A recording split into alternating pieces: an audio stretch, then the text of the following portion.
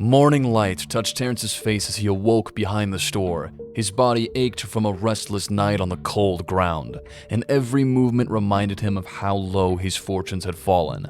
Through his bleary eyes, he noticed a figure standing over him, a familiar face from years past.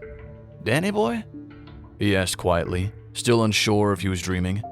Danny boy helped Terrance to his feet, studying the exhaustion etched into his features. Their reunion felt bittersweet. It had been far too long since they last crossed paths. Terrance tried to explain himself, but the only word he managed was laugh. Somehow that single answer spoke volumes about everything he'd been through.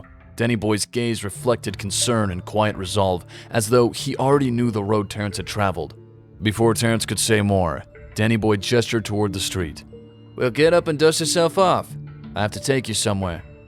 With little idea of what lay ahead, Terrance followed him away from the shadows of the store, hoping there was a sliver of hope waiting just around the corner.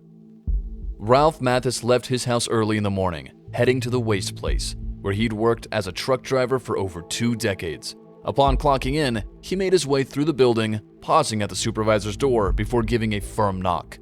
A muffled voice granted him permission to enter, so he stepped inside.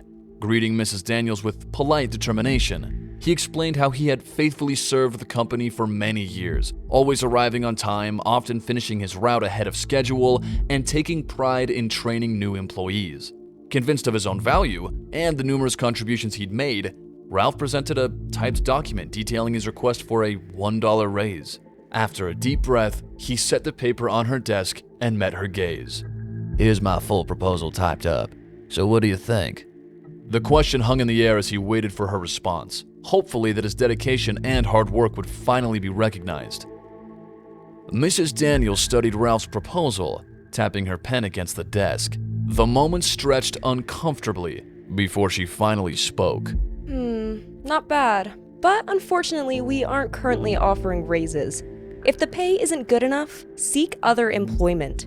Ralph's shoulders tensed at her dismissive tone. Any hope he'd felt a moment ago drained away, replaced by frustration. Without waiting for him to protest, Mrs. Daniels reminded him that Joe had called out, and she needed Ralph to pick up an extra route. He left the office, the door clicking shut behind him, anger simmering in his chest. Climbing into his truck, Ralph started his rounds with little choice but to comply.